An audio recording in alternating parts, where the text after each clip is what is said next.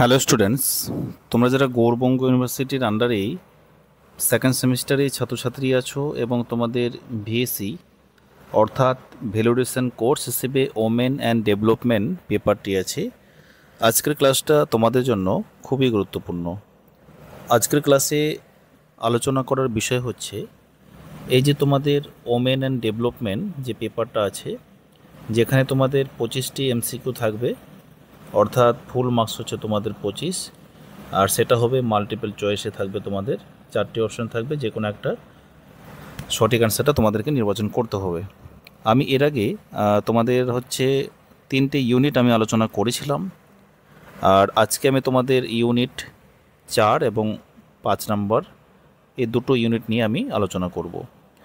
তো আলোচনার শুরুতে আমি কিছু তোমাদের সঙ্গে তথ্য দিতে চাই যে অনেকে ভাবে এমসিকিউ কমন পড়বে, হুবহু মিলবে।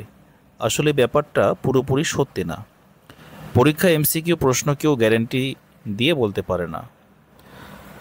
তবে এমসিকিউ প্রশ্ন সাধারণত তৈরি হয়, আমি তোমাদের একটা ধারণা দেব। এই যে তোমাদের পেপারটা আছে ওমেন অ্যান্ড ডেভেলপমেন্ট, এই পেপার থেকে এমসিকিউ তৈরি সাধারণত যেভাবে তৈরি হয় বা যেভাবে প্রশ্নপত্র করা হবে, যেমন ধরো অ্যাক্ট, আইন। অ্যাক্ট মানে হচ্ছে কি আইন, এবং এর সালটা তোমাদেরকে কিন্তু জানতে হবে। আমি সিলেবাসটা তোমাদের দেখাচ্ছি। তারপরে প্রকল্প, তার মানে প্রকল্পের ইংরেজি হচ্ছে স্কিম। তাহলে এই যে প্রকল্প বা স্কিম, এর সাল তোমাদের জানতে হবে।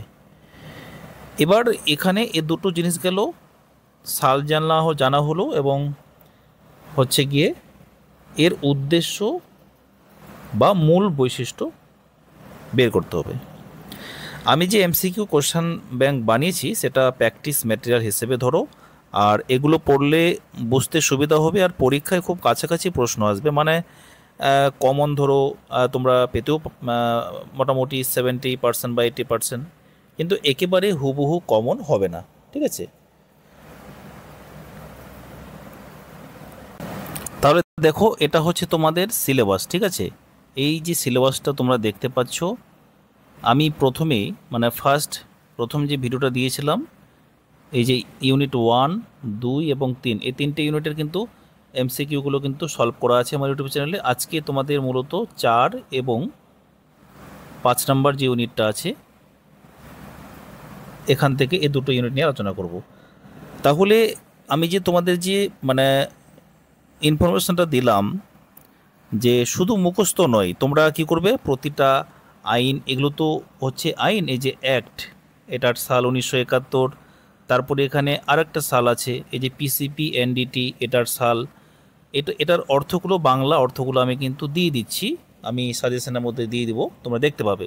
তারপর যেমন ধরো এখানে ডোমেস্টিক ভায়োলেন্স কত সালে হয়েছিল, গার্হস্থ্য হিংসা 2005। তারপরে চাইল্ড ম্যারেজ মানে শিশুদের বাল্যবিবাহ, ঠিক আছে, এই 2006। সেক্সুয়াল হ্যারাসমেন্ট, এগুলো প্রত্যেকটাই তোমরা পাবে। চলো তোমরা দেখে নাও। তোমরা কেউ ভিডিওটা স্কিপ করবে না, তোমরা ভালো করে দেখো।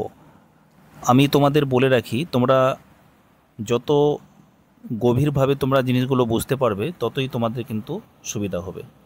কারণ আমি তোমাদের একটা ভিডিও তোমাদের যে তৈরি করি, সেটার পিছনে অনেক কিছু সময় লাগে, বা হচ্ছে একটা তোমাদের কোশ্চেনপত্রটা আমাকে দেখতে হয়, তারপরে অনুমান করে প্রশ্নগুলোকে তৈরি করতে হয়। তাহলে দেখো, তোমরা অবশ্যই প্রথম প্রশ্নটা দেখে নাও, গর্ভপাত বৈধ করার জন্য কোন আইন প্রণয়ন করা হয়েছিল। দেখো এখানে 4টি অপশান, এই সঠিক অ্যান্সার হবে তোমাদের বি নাম্বার, মানে মেডিকেল টার্মিনেশন অফ প্রেগন্যান্সি আইন, 1971 সালে কিন্তু এটা হয়েছিল। তোমরা এগুলো মানেগুলো পাশাপাশি তোমরা সালটা কিন্তু জেনে রাখবে। আমি শুধুমাত্র অ্যান্সারটা তোমাদেরকে বলবো। তারপর দেখো এমটিপি, এই যেটা সিলেবাসের মধ্যে ছিল তোমাদেরকে আমি দেখালাম, সংশোধনী আইন 2021 অনুযায়ী গর্ভপাতের সময়সীমা সর্বোচ্চ কত সপ্তাহ পর্যন্ত বাড়ানো হয়েছে? 12 সপ্তাহ, 20 সপ্তাহ, 24 সপ্তাহ, 30 সপ্তাহ। এটা কি হবে? সঠিক অ্যান্সার 24 সপ্তাহ। ভ্রূণের লিঙ্গ নির্ধারণ নিষিদ্ধ করা হয়েছে কোন আইনে? 4টি অপশান, সঠিক অ্যান্সার কী হবে? Pre conception of pre Natal diagnostics techniques আইন সালটা হচ্ছে 1994 সালে। বা তোমাদের এখানে যে এই যে অ্যান্সারটা, এখান থেকেও হয়তো প্রশ্ন চলে আসতে পারে ঘুরিয়ে, প্রি নাটাল ডায়াগনস্টিক্স কত সালে আইনটি বা টেকনিক্স আইনটি প্রতিষ্ঠিত হয়েছিল বা নিষিদ্ধ করা হয়েছিল? তাহলে কী হবে? 1994 সালে। তাহলে দেখো অ্যান্সারের মধ্যেই কিন্তু প্রশ্ন করা হচ্ছে। তারপরে প্রশ্ন নেক্সট, কর্মক্ষেত্রে যৌন হয়রানি যেটা সেক্সুয়াল হ্যারাসমেন্ট, এটা সিলেবাস অনুযায়ী কিন্তু পড়া হচ্ছে। সেক্সুয়াল হ্যারাসমেন্ট যৌন হয়রানি প্রতিরোধের আইন কবে প্রণীত হয়েছিল? এটা ভালো করে জেনে রাখো, 2013 সালে। ঠিক আছে। তারপর প্রশ্ন এই যে protection of women from domestic violence act কবে কার্যকর হয়? এটা কিন্তু মোস্ট ইম্পর্ট্যান্ট একটা লাইন, 2005-এ। অ্যান্সারটা দেখে নাও, 2005 সালে। আর এই পিডিএফটা তোমরা আমার টেলিগ্রাম লিঙ্কে কিন্তু পেয়ে যাবে। আর আমার টেলিগ্রামের যে লিঙ্কটা সেটা আমি ডিসক্রিপশনে দিয়ে রাখবো, তোমরা সেখানে পেয়ে যাবে। তারপর দেখো ডোমেস্টিক ভায়োলেন্স আইনের আওতায় কোন ধরনের নির্যাতন ধরা হয়? এটা হবে উপরের সবগুলো, শারীরিক, মানসিক, যৌন, আর্থিক, ঠিক আছে, সবগুলোই। তারপর প্রশ্ন নেক্সট, এখানে এই যে prohibition of child marriage act 2006 অনুযায়ী মেয়েদের বিয়ের ন্যূনতম বয়স কত? 18 বছর। তারপর প্রশ্ন এখানে কি আছে? চাইল্ড অফ ম্যারেজ অ্যাক্ট মানে 2006 অনুযায়ী ছেলেদের বিয়ে ন্যূনতম বয়স কত হবে? ছেলেদের বয়সের নিয়ম 21 বছর। আইনগত ছেলেদের হচ্ছে 21 আর মেয়েদের হচ্ছে 18। পক্সো আইন কাদের সুরক্ষার জন্য প্রণীত হয়েছে? এটা 18 বছরের নিচে শিশুদের জন্য। তারপর প্রশ্ন, মাতৃত্বকালীন ছুটি 26 সপ্তাহে উন্নীত করা হয়েছে কোন আইনে? এটা কোন আইনে হবে? এটা হবে মাতৃত্বকালীন সুবিধা সংশোধনী আইন 2017 সালে। এমটিপি আইন 1971 মূলত কার স্বাস্থ্যের সুরক্ষার জন্য প্রণীত হয়েছিল? এটা কি হবে? এটা সালটা হবে গর্ভবতী মহিলা। পিসিপিএনডিটি আইন কোন অপরাধ প্রতিরোধ করে? এটা কি হবে? ভ্রূণ হত্যা। তাহলে পিসিপিএনডিটি আইন অপরাধমূলক প্রতিরোধ করে কাকে? ভ্রূণ, ঠিক আছে, গার্হস্থ্য নির্যাতন, এটা ডোমেস্টিক্স, ঠিক আছে, সেক্সুয়াল হ্যারাসমেন্ট আছে, যৌন হয়রানি, এগুলো একটু জেনে রাখো। তারপরে কি আছে? যৌন হয়রানি প্রতিরোধ আইনে অভিযোগ জানানোর সময়সীমা কত দিন? 90 দিন। Protection of women from domestic violence অ্যাক্টের সুরক্ষা অফিসারের কাজ কি? অফিসারের কাজ কি এখানে? অভিযোগ তদন্ত বা আদালতে সহায়তা করা। পক্সো আইন কার্যকর হয়েছিল কবে? পক্সো হয়েছিল 2012। মাতৃত্বকালীন সুবিধা সংশোধনী আইন 2017 অনুযায়ী গর্ভবতী মহিলা কখন ক্রেচ সুবিধা পেতে পারেন? এটা কি হবে? সঠিক অ্যান্সার জন্মের পরে। এমটিপি আইন 1971 অধীনে গর্ভপাতের অনুমোদন দিতে পারেন কারা? এটা হবে সঠিক অ্যান্সার নথিভুক্ত ডাক্তার। তারপরে এই যে prohibition of child marriage act 2006 অনুসারে শিশু বিবাহ রোধে দায়িত্বপ্রাপ্ত কর্মকর্তা কে? Child marriage prohibition officer. Prohibition officer মানে হচ্ছে গিয়ে আইনগত অফিসার। তারপর প্রশ্ন, যৌন হয়রানি প্রতিরোধ আইনে অভ্যন্তরীণ অভিযোগ কমিটিতে কতজন সদস্য থাকতে হবে? কতজন থাকতে হবে? 4 জন থাকতে হবে। মাতৃত্বকালীন সুবিধা আইনের অধীনে গর্ভবতী মহিলা কতদিন আগে মাতৃত্বকালীন ছুটি শুরু করতে পারেন? এটা কত সপ্তাহ হবে? 6 সপ্তাহ আগে। পক্সো আইনে শাস্তিযোগ্য অপরাধ কোনটি? এটা হবে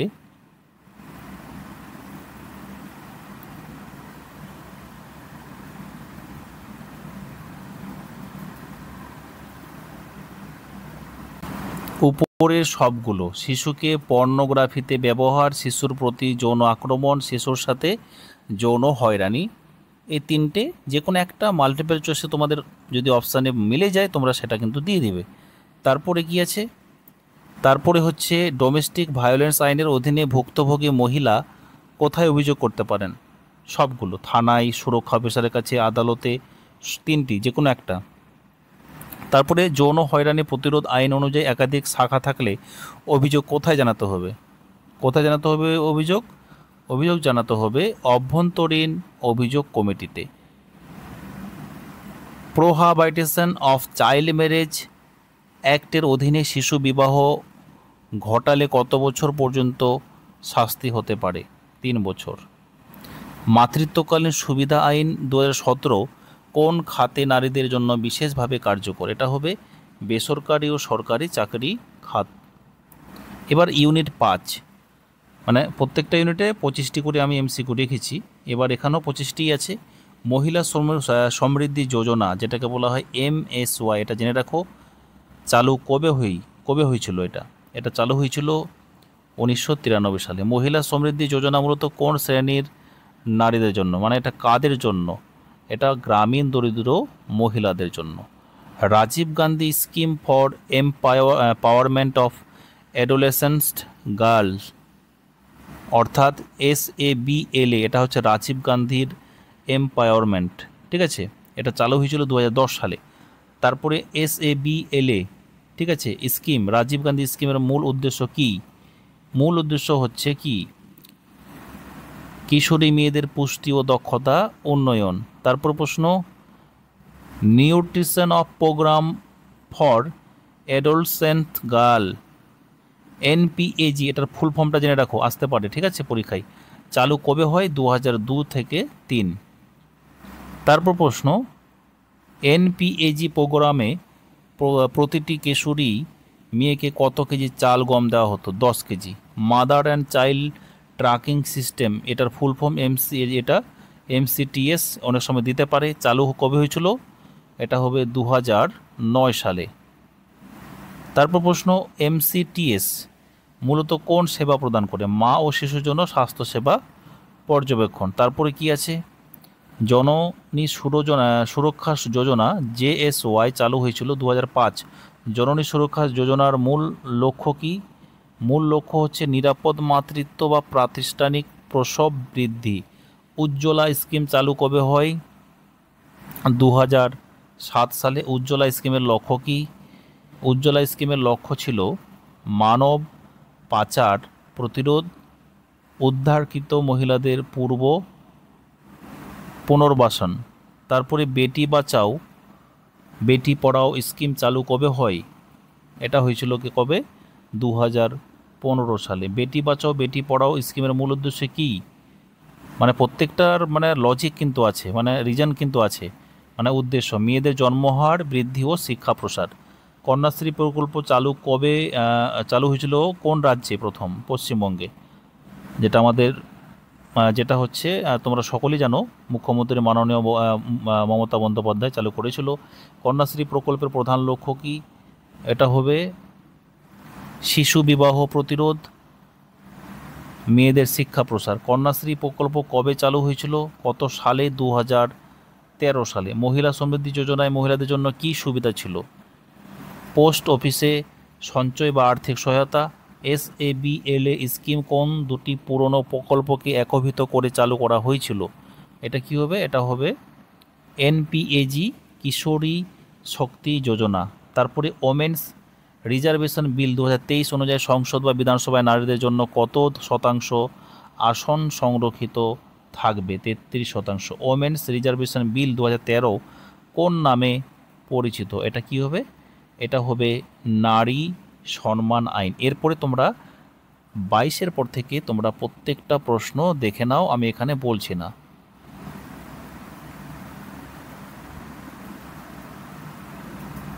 তোমরা তোমাদের সুবিধা অনুযায়ী স্ক্রিনশট করে রাখো, আর মনে রাখবে তোমাদের এই ভিডিওটা বা তোমাদের কতটা কাজে লাগছে। আমি তোমাদের বলেই দিলাম যে শুধু মুখস্থ নয়, প্রতিটা আইনের নাম, প্রকল্পের নাম, তার উদ্দেশ্য বা গুরুত্ব বুঝে রাখবে। অর্থাৎ তোমরা এটাকে, এই MCQগুলো তোমরা বেশিরভাগ মানে একাধিকবার তোমরা রিভিশন দাও। এতে যেভাবেই প্রশ্ন আসুক না কেন তুমি উত্তর দিতে পারবে। তাই মাথায় রাখবে MCQ মানে ভাগ্য নয়, প্র্যাকটিস আর বোঝা। কমন পড়ুক বা না পড়ুক, পড়া থাকলে নম্বর একেবারে নিশ্চিত। ঠিক আছে, আমি তোমাদের বেশি সময় নিচ্ছি না, আর তোমাদের এটার PDF টা তোমরা আমার টেলিগ্রামে পেয়ে যাবে।